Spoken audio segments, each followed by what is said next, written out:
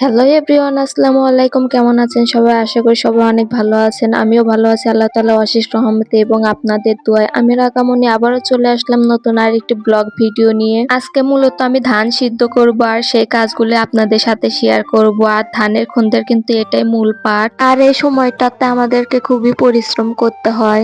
এই সময়টাতে কিন্তু সবাইকে অনেক কাজ করতে হয়।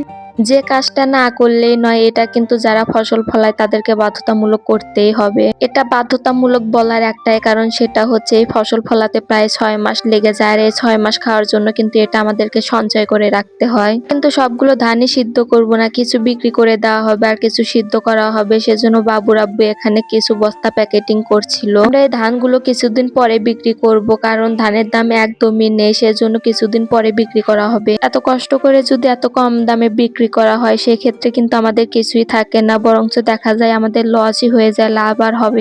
আমরা এখানে প্রায় 10 মনের মতন ধান সিদ্ধ করেছিলাম আর সবগুলো কিন্তু প্যাকেট করে রেখে দিয়েছিলাম। ধানগুলোকে প্যাকেট করা শেষ, এবার আমরা চলে যাব যে ধানগুলোকে সিদ্ধ করব সেইগুলোকে এবার নিয়ে যাচ্ছিলাম। আর এই ধান সিদ্ধ করার যে কি পরিমাণে প্যারা সেটা আজকে বুঝতে পারতেছি, এতদিন বুঝতে পারিনি কারণ এতদিন খালা ছিল। আগে যখন ধান সিদ্ধ করতাম তখন কিন্তু খালাই ধান সিদ্ধ করতো, আমি শুধু টুকিটাকি কিছু কাজ করে দিতাম। যেহেতু সেই মানুষটা আর বেঁচে নেই, সে কিন্তু আর কাজও করে দেবে না, যার যার কাজ তাকেই করে খেতে হবে, শুধু একটু সময় দিতে হবে সেই কাজটা করার জন্য। এখানে কিন্তু আমি একা একা কাজ করিনি, আমাদের ফুল ফ্যামিলি মিলে সব কাজগুলো করেছিলাম। আমি যদি একা একা কাজ করতাম তাহলে আজকে সারাদিনও লেগে যেত আমার কাজ করতে। আর আমরা 3-4 জন মিলে যেহেতু কাজ করেছিলাম সেজন্য আমাদের কাজগুলো অনেক সহজ হয়ে গিয়েছিল। একটা কাজ যখন আমরা 3-4 জন মিলে করব তখন কাজটা কিন্তু অনেক সহজ হয়ে যায় আমাদের জন্য।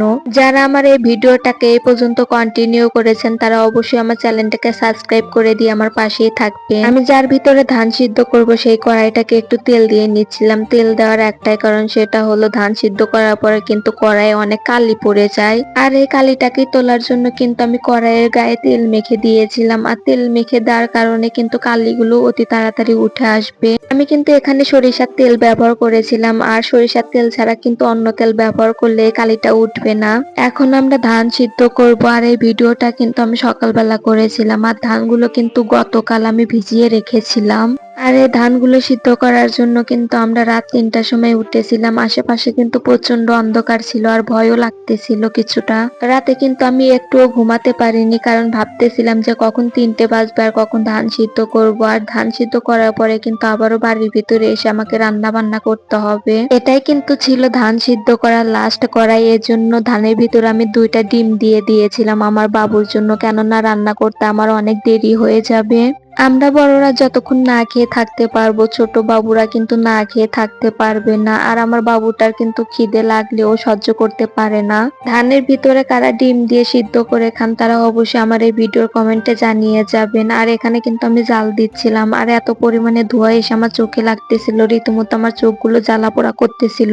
এর তো সূর্য মামার দেখা পেলাম, স্বস্তির একটা নিঃশ্বাস ফেললাম, কারণ শীতকালে কিন্তু খুব সহজে রোদ বের হয় না। গ্রাম অঞ্চলে দেখা যায় কি দুপুর 12টা-1টার সময় কিন্তু রোদ বের হয়, কিন্তু আজকে সকাল সকাল রোদ বের হয়েছে। এটা কিন্তু আল্লাহ তাআলার রহমত ছাড়া আর কিছুই না। ফাইনালি আমাদের ধান সিদ্ধ করা ডান। এখন আমি বাড়ির ভিতরে যাব, সকল কাজকর্ম সেরে তারপর খাওয়া দাওয়া করে এখানে চলে আসব।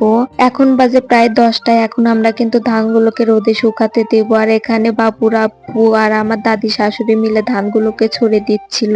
আমি কিন্তু এখানে একটা ধানও ছড়াইনি, কারণটা হলো আমি ভিডিও করতেছিলাম, এই জন্য ধান ছড়াতে পারিনি।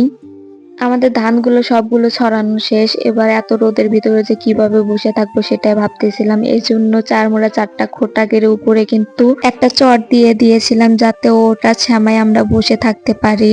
এরপর আমি ধানগুলোকে পা দিয়ে দিচ্ছিলাম। আর ধান পা দিতে দিতে কিন্তু আমাদের গলাগুলো শুকিয়ে গিয়েছিল, এই জন্য বাড়িতে গিয়ে আবারও পানি নিয়ে আসলাম বাবুর আব্বুর জন্য। একটু পানি খেতে না খেতে আবারও ধানগুলো শুকিয়ে গিয়েছিল উপরের দিকে, সেজন্য আবারও পা দিয়ে দিচ্ছিলাম। আর এত কষ্টের মাঝেও কিন্তু একটা আনন্দের খবর এসেছিল আমার কাছে। আনন্দ লাগার কারণটা হলো আজকে নাকি আম্মু আসবে আমাদের বাড়িতে। আর এটাই ভেবে আমার আনন্দ হচ্ছিল যে আমার অনেকটা কাজ কমে যাবে আম্মু আসলে। আজকে যে আম্মু আমাদের বাড়িতে আসবে সেটা কিন্তু আমি আগে থেকে জানতাম না। কিছুক্ষণ আগে আব্বু আমাকে ফোন দিয়ে বলেছিল তোমার আম্মু কিন্তু তোমাদের বাড়িতে যাচ্ছে। তো আম্মুর কিছু ব্যক্তিগত সমস্যার কারণেই এসেছিল। এখন কিন্তু আমি একা একাই পা দিচ্ছিলাম, আর সেটা হলো আমার ভিডিও করার জন্য। আর একা একা পা দিতে গিয়ে কিন্তু আমি ফেঁসে গিয়েছিলাম, পুরো ধান কিন্তু আমাকে একাই পা দিতে হয়েছিল। এত রোদের ভিতরে একাই পাওয়া দেওয়া যে কি কষ্ট সেটা বুঝতে পারতেছিলাম। ভিডিও করার চেয়ে না করাই ভালো ছিল আমার। এত কিছুর মাঝেও কিন্তু একটি জিনিস আমার ভালো লেগেছিল, কারণ আমরা যেদিন ধান সিদ্ধ করেছিলাম সেদিন অনেকেই ধান সিদ্ধ করেছিল। ভালো লাগার একটাই কারণ যে সবাই মিলে একসাথে গল্প গুজব করতে পারবো, এটাই হলো ভালো লাগার কারণ। এখন যেহেতু দুপুর 1টা বাজে সেজন্য ধানগুলোকে আমরা আবারও উল্টে পাল্টে দিয়েছিলাম, আর উল্টানোর কারণে কিন্তু ধানগুলো অতি তাড়াতাড়ি শুকিয়ে যায়। আজকের ভিডিওটা এখানেই শেষ করছি। ভালো লাগলে অবশ্যই আমার চ্যানেলটাকে সাবস্ক্রাইব করে দিবেন। ভালো থাকবেন। আল্লাহ হাফেজ।